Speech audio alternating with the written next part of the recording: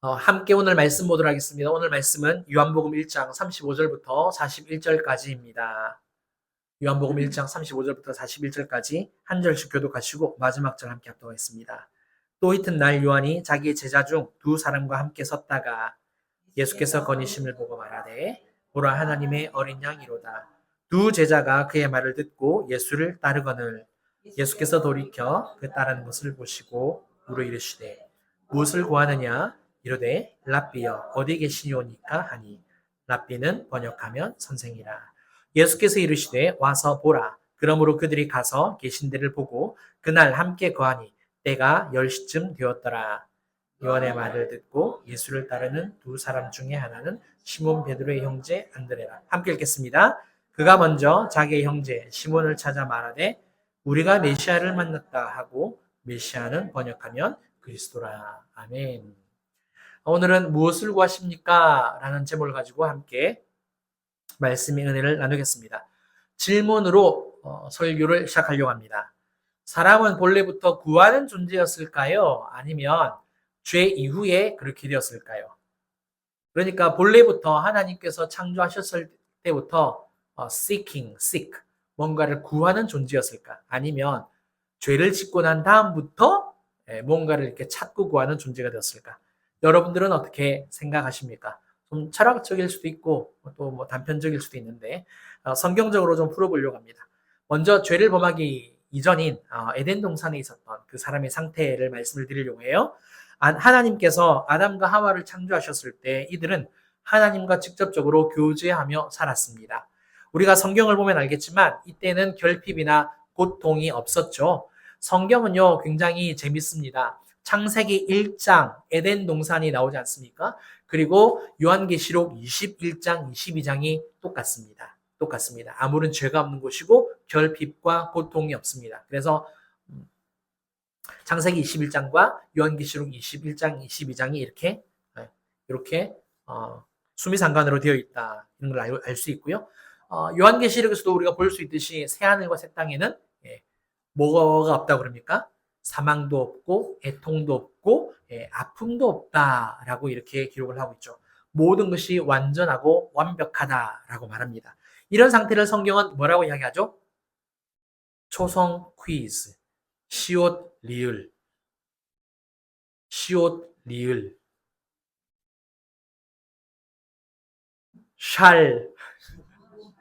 샬롬, 그렇죠? 샬롬이라고 이야기합니다. 샬롬은요 단순히 평화 또는 평안만을 가리키는 것은 아니에요.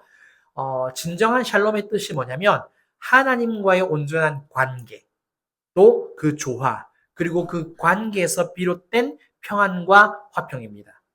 그렇기 때문에 완전하고 완벽하다라고 말할 수 있는 거예요. 아담과 하와가 에덴 동산에 있을 때는요, 하나님을 구하는 존재였습니다. 상태는 하나님을 구하는 존재. 그런데 이 구한다라는 것은요, 결핍이나 부족에서 비롯된 게 아닙니다. 그럼 뭐냐? 사랑의 관계에서 나오는 향함입니다. 사랑의 관계에서 나오는 향함. 다시 말해, 창조주물과 피조물 서로 존재는 다르지만 완전한 사랑의 관계였기 때문에 서로 향하고 있다는 거죠. 향하고 있다. 하나님이 필요해서 구한 게 아니라는 거죠. 하나님과 함께하는 것이 기쁨이고 존재의 목적이었다 이야기입니다. 그래서 자연스럽게 하나님을 향할 수밖에 없다라는 거죠. 부부도 마찬가지잖아요. 정말 그 부부가 사랑하는 부부이면 어떻습니까? 남편에게 아내에게 서로 향하고 있지 않습니까? 그렇죠. 안 그런 듯이 그래요. 향한다는 거. 따라서 죄 이전의 인간은 결핍에서 구하는 존재가 아니라 사랑의 충만함 안에서 서로 향하는 존재다. 이렇습니다. 이번에는요, 죄를 범한 이후의 상태를 한번 짧게 이야기를 해보겠습니다. 아담과 하와가 죄를 범한 후에 하나님과 영적으로 분리가 되었습니다. 그러자 어떤 일이 벌어졌느냐?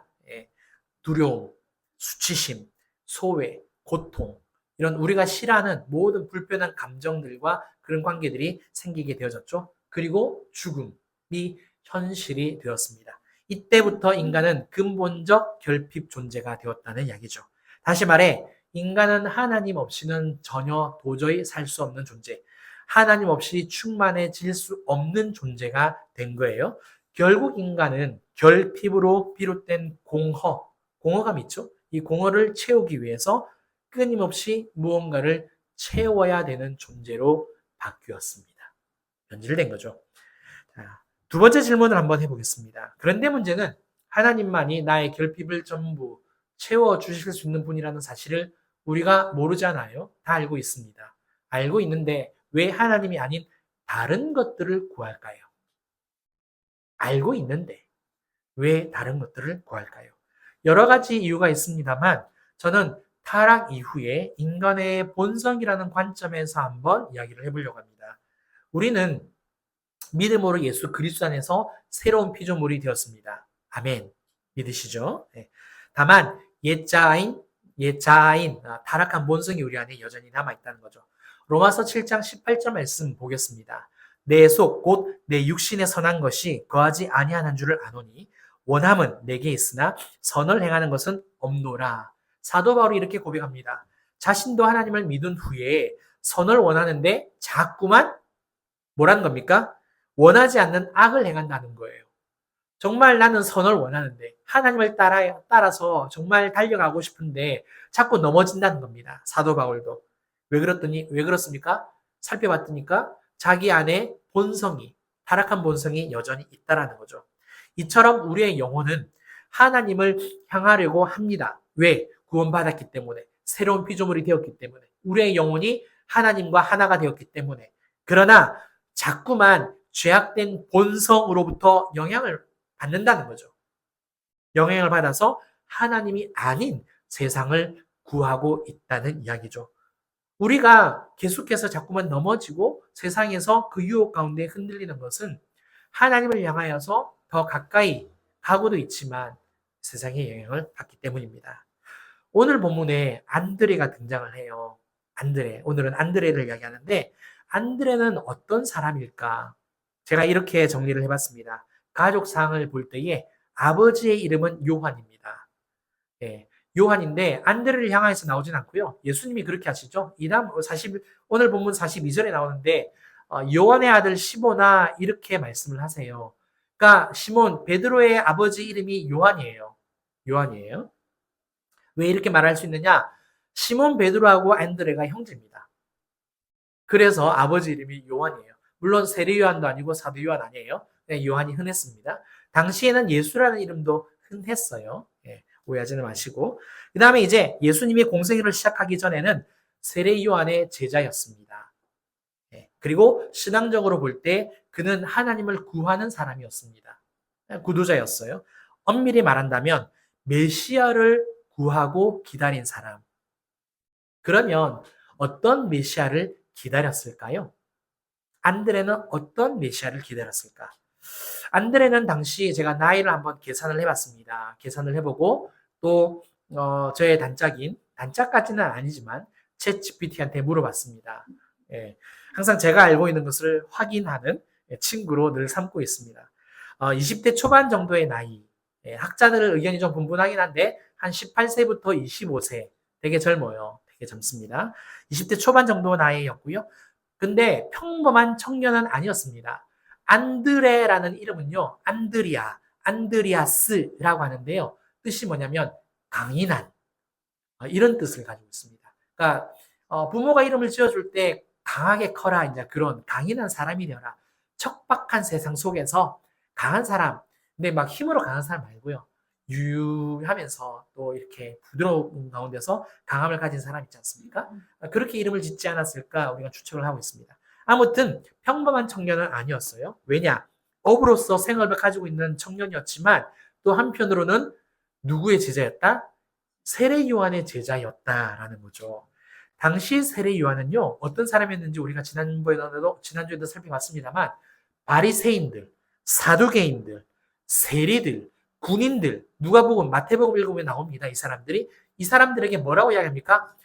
독사의 자식들아 이러면서 누구가 하나님의 아브라함의 자손이라고 생각하지 말고 죄를 회개하고 세를 받으라고 그래요.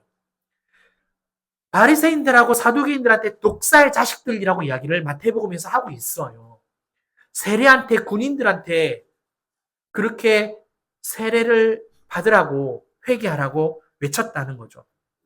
안드레가 아무 생각이 없었던 청년이었다면 그냥 자기 앞길만 생각하고 자기 앞가림만 생각하고 그냥 살았을 겁니다. 정치는 정치대로, 경제는 경제대로, 나는 내 살대로 이렇게 갔겠죠. 그런데 안드레는 안 그랬다는 거예요. 세상에서 일어나는 그 죄를 지적하며 회개를 외치는 세례 요한의 그 모습에, 그 외침에 마음이 끌렸다는 거고, 또 그를 통하여서 새로운 희망을 꿈꿨다라는 겁니다.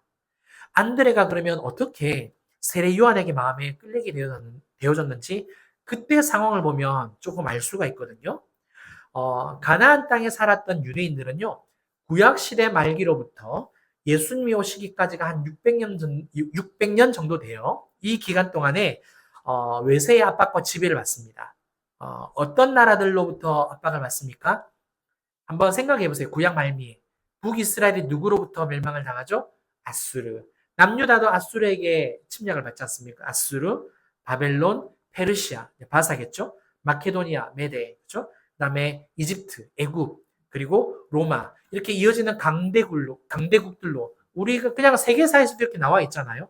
이 강대국들로부터 고난을 겪었습니다. 특히 이런 강대국들로부터 고난을 겪은 것뿐만 아니라 또 다른 어려운 점이 있었어요. 그게 뭔지 아세요? 바로 세금 문제입니다. 돈 문제. 이때 당시에는요, 세금을 두 종류로 냈었어요.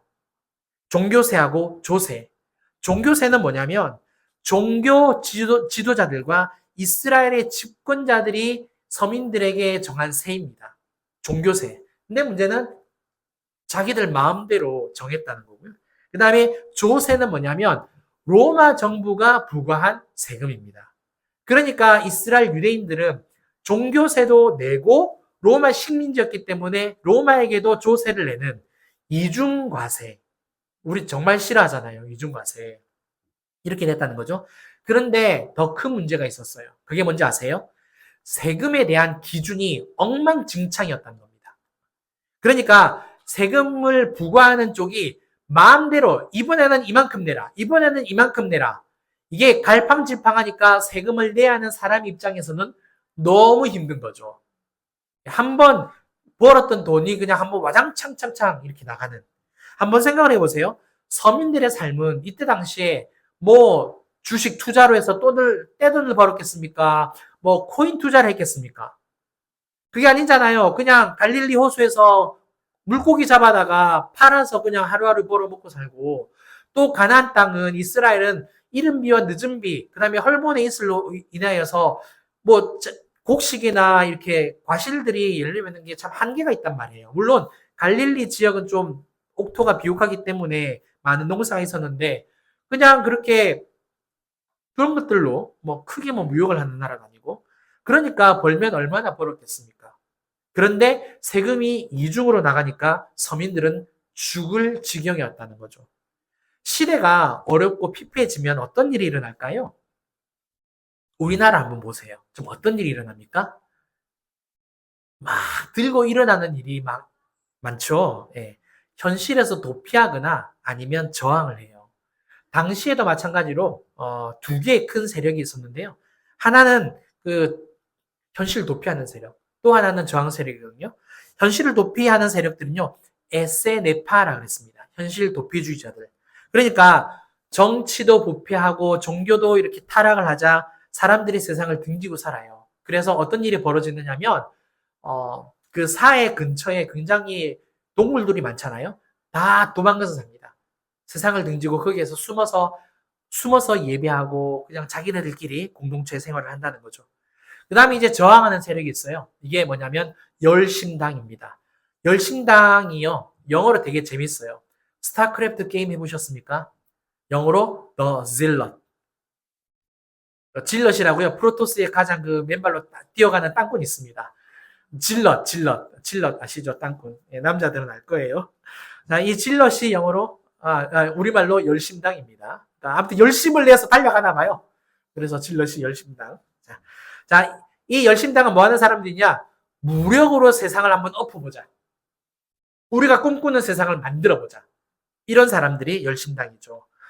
가룟 유다가 여기에 속했습니다. 예. 굉장히 과격했어요. 계속되는 압제, 희망, 소망이 보이지 않는 현실 앞에서 힘으로 싸웠던 조직이었습니다. 자, 안드레, 그 시대의 청년이었어요. 어두운 현실 속에서 얼마든지 의분이 일어날 수 있죠. 표출할 수 있는 청년이었습니다. 그런데 중요한 것은 안드레는 좀 다르다는 겁니다. 달랐어요. 세례 요한의 제자였는데 세례 요한의 말을 듣고 갑작스럽게 예수님의 뒤를 막 쫓아갑니다. 막 쫓아가요. 무슨 말을 들었던 걸까요? 요한복음 1장 36절 함께 읽어볼까요? 시작. 예수께서 거니심을 보고 말하되 보라 하나님의 어린 양이로다. 하나님의 어린 양이라는 말입니다. 두 번 나와요. 두 번. 지난번에도 나왔고 이번에 또 나옵니다. 안드레는 세례 요한의 제자였기 때문에 스승한테서 가장 많이 보고 들은 게 뭘까요? 항상 죄에 대해서 외치고 회개하라 그랬잖아요. 그러니까 제자면 그 부분에 대해서 굉장히 많이 듣고 배운단 말입니다. 그런데 스승의 입에서 하나님의 어린 양이라는 딱 말이 나오니까 귀가 솔깃해지고 마음이 움직였다라는 거죠. 그래서 가만히 있을 수가 없었다는 겁니다. 안드레가 요한과 함께 예수님을 쫓아갑니다. 막 따라가요. 그러자 예수님이 돌이켜서 보십니다. 그리고 하시는 말씀이 있어요. 함께 읽어볼까요? 요한복음 1장 38절 상반절 시작. 예수께서 돌이켜 그 따르는 것을 보시고 물어 이르시되 무엇을 구하느냐. 자, 이 질문은 굉장한 의미가 있습니다. 예수님은 사람의 마음을 다 아신다 그랬잖아요. 그런데도 물으셨어요. 왜요? 예수님을 쫓아오는 그 목적을 상기시킬 필요가 있어서요. 한번 생각해 볼까요? 너희가 왜 나를 찾느냐? 로마 정부를 전복하고 이 사회를 한번 개혁하고 싶으냐? 그래서 나를 따라오는 거냐? 만약 그렇다면 돌아가라. 나는 혁명가가 아니다. 너희가 왜 나를 찾느냐? 밤낮 없이 기도하고 성경 묵상하면서 세상을 등지고 경건 생활하는 수도승을 찾는 거냐? 그런 스승을 찾는 거냐? 그러면 돌아가라. 나는 그런 수도승도 그런 선생 랍비도 아니다. 아니면 먹고 마시는 문제냐? 더 잘 살고 싶어서? 소원이나 꿈이 있는데 그걸 이루어지기를 원해서? 그렇다면 돌아가라. 나는 아니다. 이 질문에 들어가 있는 의미입니다. 무엇을 구하느냐? 무엇을 구하느냐? 잘 생각해서 나를 쫓아오라. 사랑하는 성도 여러분, 이 무엇을 구하느냐 질문은요, 우리 모두에게도 해당이 됩니다. 제가 한번 여쭤보겠습니다. 왜 예수님을 믿으십니까? 예수님 왜 믿으세요? 힘든데, 어려운데, 자기 십자가 져야 되는데, 맨날 희생해야 되는데. 우리 아이들도 그래요. 오늘도 아침에도 예언이가 아주 슬픈 표정으로 교회를 왔어요. 네, 마음이 동요되어서 저도 많이 슬프더라고요. 왜 슬프니? 왜 마음이 얼굴이 그러냐? 그러니까. 그래서 제가 딱 알아차리고 교육이 싫었구나. 그러니까 그렇대요. 네. 얼마나 놀고 싶겠습니까? 이 좋은 날에. 또 물어보더라고요. 예배 끝나면 어디 가겠냐고. 대답을 못했어요. 저는 쉬고 싶거든요. 애들은 놀러를 나가고 싶은 거예요. 또 하고 싶은 게 있어요. 뽑기. 예, 인형을 뽑고 싶은 거죠. 예, 이 좋은 날 많은 사람들이 골프 치러 갑니다. 등산 갑니다. 낚시 갑니다. 캠핑 갑니다. 여행 갑니다. 여러분들은 이렇게 좋은 날씨에 왜 이 자리에 앉아 계십니까? 여러분들은 왜 교회를 다니세요? 교회 왜 다니세요? 떡이 나옵니까? 밥이 나옵니까? 돈이 나옵니까? 오히려 돈을 바치잖아요. 예. 물론 밥을 주네. 사과 열심히 오늘 점심 비빔밥입니다. 예, 감사합니다. 지금 오늘이 주일이니까 예배하러 왔고 설교 시간에 설교를 듣고 있어요. 한 번 더 물어볼게요. 설교 왜 들으세요? 설교 왜 들으세요? 진짜 궁금해서 묻습니다. 설교 왜 들으세요? 우리는 설교 빨리 끝나기를 바라잖아요. 우리 사모도 종종 그 이야기해요. 미안합니다. 오늘 우리 가족 완전 해집어 나서 난도질을 하네요. 제가 다른 분들은 뭐 상황을 잘 모르니까. 네. 예배를 빨리 끝났으면 제일 좋은 거 아니냐고. 설교도 빨리 끝났으면 좋겠다. 죄송합니다. 지난주 진짜 길었더라고요. 41분. 아, 물론 찬양 포함해서. 오늘 그래서 짧게 준비를 했는데 설교 왜 들으십니까? 진짜 설교 왜 들으세요? 그냥 좋은 말씀 듣고 싶어서? 그냥 예배 안에 있으니까?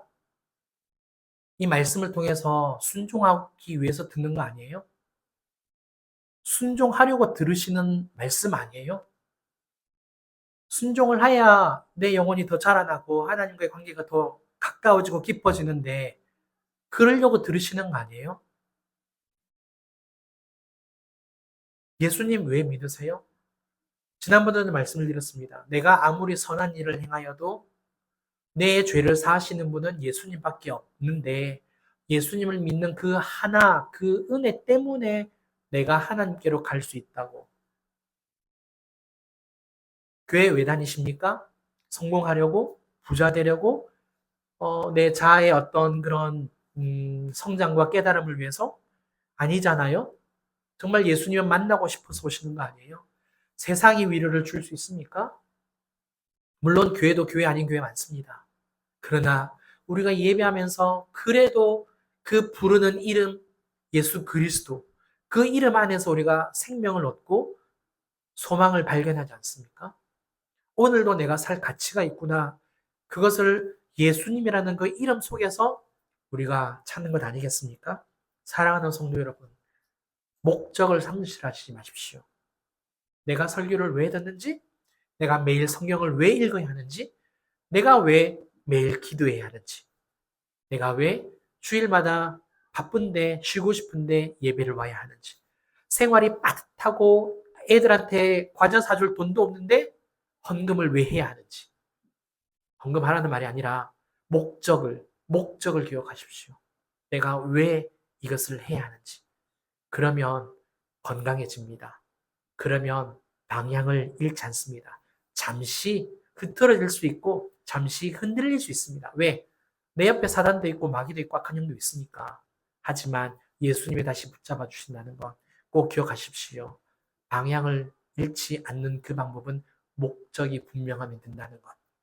안드레가 아니 예수님이 무엇을 구하느냐? 네가 나를 찾는 목적은 뭐냐?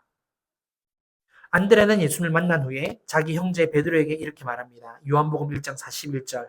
그가 먼저 자기 형제 시몬을 찾아 말하되 우리가 메시아를 만났다 하고 메시아는 번역하면 그리스도라. 우리가 메시아를 만났다, 우리가 그리스도를 만났다 똑같은 말입니다. 기름 부음 받은 자를 만났다는 뜻이거든요. 예. 안드레는 하나님의 어린 양이라는 말을 듣고요. 예수님께 갔어요. 이것은 예수님이 이스라엘을 로마의 압제에서 해방해 줄 어떤 정치적인 메시아로 여겼다라기보다 죄를 짊어지고 가는 구속자로 봤을 가능성이 큽니다. 어린 양이라는 말을 들었기 때문에. 물론 짧은 만남이었어요. 그날 하루밖에 되지 않습니다. 하루밖에 되지 않지만 예수님이 십자가에 달려 죽으실 메시아라는 점 완전히는 몰랐겠죠. 제가 궁금해서 이것도 찾아봤어요. 뭐냐면 안드레가 이때 예수님을 만난 게 제자가 된 건가? 그렇지 않더라고요. 이거는 첫 만남이에요. 첫 만남이고 나중에 예수님이 안드레를 제자로 따로 부르십니다. 따로 부르세요. 그 이제 부르시는 과정이 한 수주에서 한 달 정도 기간이 있은 다음에 제자로 부른다 이렇게 나와 있습니다. 우리는 메시아를 만났다라고 고백한 이 고백을 한 사람들 중에도 다른 사람이 있다는 것 혹시 아시죠? 다른 사람이 있어요. 메시아를 만났다. 그리스도를 만났다. 누구냐면요. 사마리아 여인입니다. 요한복음 4장 29절. 내가 행한 모든 일을 내게 말한 사람을 와서 보라. 이는 그리스도가 아니냐. 그 다음에 39절. 여자의 말이 내가 행한 모든 것을 그가 내게 말하였다 증언하므로 그 동네 중에 많은 사마리아인이 예수를 믿는지라. 예수님이 안드레를 만나 주셨을 때 예수님은 안드레의 과거, 평소에 가졌던 생각과 마음, 여러 가지 궁금했던 것들, 그리고 메시아에 대한 갈망을 아셨다는 거죠. 그 부분을 이야기하지 않았을까? 왜? 사마리아 여인도 나에 관련된 모든 것을 다 알고 말씀하신 분이다라고 자기 그 마을 사람들한테 막 외치고 다녔거든요. 사랑하는 성도 여러분, 하나님은 지금 내 안에 어떤 갈망이 있는지 다 아십니다. 우리가 사람의 사랑을 구하고요. 먹는 것, 입는 것에 욕심을 내고요. 주님보다 세상에 더 많은 관심을 두고 또 그 세상의 마음조차 빼앗기는 그런 것들 왜 그러는지 다 아세요. 다 아세요. 지금 내가 신앙생활 하는 가운데서 방황하는 정말 그것은 현실에서 도피하는 것 같잖아요. 또 내 힘으로 신앙생활 하려고 하는 것은 열신당처럼 내 힘을 한번 해보리라 똑같은 어떤 그런 의미하지 않겠습니까? 그런데 중요한 것은 내가 왜 그런지도 다 아신다는 거예요. 그러니까 하나님은 내 안에 주님을 향한 갈망이 있는데 그 갈망을 덮어버리고 방해버리는 세상적인 요소도 알고 있고 또 내 힘으로 하려고 하는 것도 알고 있고 그것 때문에 내가 힘들어하는 것도 알고 있다는 거예요. 그런데 오늘 주님이 나한테 무슨 말씀하시느냐? 무엇을 구하느냐? 무엇을 구하느냐? 나는 네 안에 있는 그 깊은 갈망을 알고 있다고요. 우리 주님은 우리 안에서 그 갈망을 끄집어내고 싶어 하십니다. 그러면 우리가 할 일은 뭡니까? 하나님, 제가 주님을 원합니다. 제가 진짜 원하는 건 사실 쇼핑도 아니고 먹고 마시는 것도 아니고 하나님, 정말 주님입니다. 주님입니다. 이 고백을 주님이 받고 싶어 하셨다는 거고 안들에게 확인시켜 주시고 싶어 하셨다는 거죠. 따라서 우리는 하나님으로만 충만함을 입는 존재라는 것 꼭 기억하시고 내 죄의 문제를 해결하시는 그 예수님만을 구하고 나아가는 저와 여러분들 되시길 주님 이름으로 축원합니다. 함께 이 시간 찬양하고 기도하겠습니다. 우리 예수로 나의 구주 삼고 우리 1절하고 3절만 하도록 하겠습니다.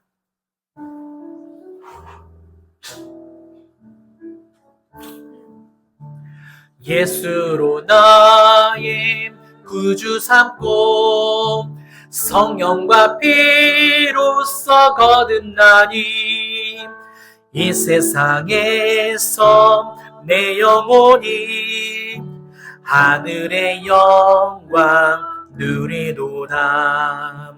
이것이 나의 간증이요 이것이 나의 찬송일씀 나 사는 동안 끊임없이 구주를 찬송하리로다. 주 안의 기쁨 누림으로 마음의 풍랑이 잔잔하니 세상과 나는 구속한 주만 보이도다. 이것이 나의 간증이요 이것이 나의 찬송일씀 나 사는 동안 끊임없이 구주를 찬송하리로다. 우리 함께 기도하겠습니다. 지금 이 순간에 우리 주님께서 나에게 무엇을 구하느냐 이렇게 물어보신다면 그 물어보시는 그 의미를 정확하게 아실 수 있겠습니까? 그것도 은혜입니다. 하나님, 제가 진실로 주님을 갈망합니다. 제가 주님을 원합니다. 사랑하는 성도 여러분, 나에게 진짜 힘을 주시고 나에게 진짜 은혜를 주시는 분은 살 소망을 주시는 분은 주님밖에 없습니다. 예배 시간에 제가 뭘 말씀드릴 수 있겠습니까? 돈을 많이 버는 걸 가르쳐 드릴 수 있겠습니까? 세상을 풍요롭게 살아가는 어떤 지혜를 가르쳐 드리겠습니까? 주님이 저를 통해서 여러분들에게 말씀하고 싶은 것은 생명 되시는 예수님 아니겠습니까?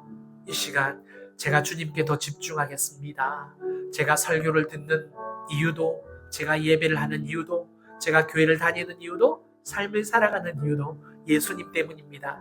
우리 함께 고백하는 시간 되었으면 좋겠습니다. 사랑하는 하나님 아버지 은혜를 감사합니다. 하나님, 우리는 예수님 없이 살 수 없습니다. 안들에게 물어보셨듯이 무엇을 구하느냐, 무엇을 구하느냐, 혁명가냐, 수도승이냐, 랍비냐, 너를 잘 살게 해주는 어떤 재력가냐, 지혜로운 사람이냐. 하나님, 진실로 예수님은 그 무엇보다 내 죄를 용서하여 주시고 하나님과의 관계 가운데서 중보자가 되시는 분이십니다. 아버지 하나님이여, 진실로 우리가 구할 것은 오직 예수 그리스도 살아계신 하나님이신 줄 믿습니다. 아버지 하나님, 신앙 안에만 갇혀있는 이 질문이 되지 않게 하여 주시고 내 삶 속에서 내가 삶을 살아가는 이유도, 내가 일을 하는 이유도, 내가 지금 하고 있는 그 당장의 일에도, 내가 사람을 만나는 그 이유도 하나님, 나를 위함이 아니요 오직 예수 그리스도를 위함이라는 이 사실을 깨닫게 하여 주시고 오직 주님만이 나의 만족이 되시고 나의 모든 공헌을 채워주시는 분이신 것을 깨달아 오직 주님으로 살아가는 아버지 하나님, 저와 우리 모든 성도님들 되도록 인도하여 주시옵소서. 아멘. 감사합니다. 아멘. 감사합니다. 사랑과 은혜가 풍성하신 우리 하나님 아버지, 감사합니다. 하나님께 오늘 예배하게 하여 주시고 또 말씀 듣게 하여 주셔서 감사합니다. 우리가 구하고 찾고 정말 의지할 분은 오직 예수 그리스도밖에 없음을 믿습니다. 하나님, 신앙의 목적, 삶의 목적, 하나님 그 삶의 이유 오직 예수 그리스도 되게 하여 주시고 그리하여서 방향을 잃지 아니하는 사랑하는 우리 모든 성도님들과 모든 가정들 될 수 있도록 주님께서 역사하여 주시옵소서. 그렇게 인도하심을 믿고 감사를 드리며 지금은 우리 주 예수 그리스도의 은혜와 크신 하나님의 사랑과 성령님의 감화감동 교통 충만하심이 오직 예수 그리스도만을 구하기로 결단하는 사랑하는 모든 성도님들과 각 가정과 일터와 우리 진주빛 교회와 이 나라 이 민족 위에 이제로부터 영원토록 함께 있을지어다. 아멘. 아멘.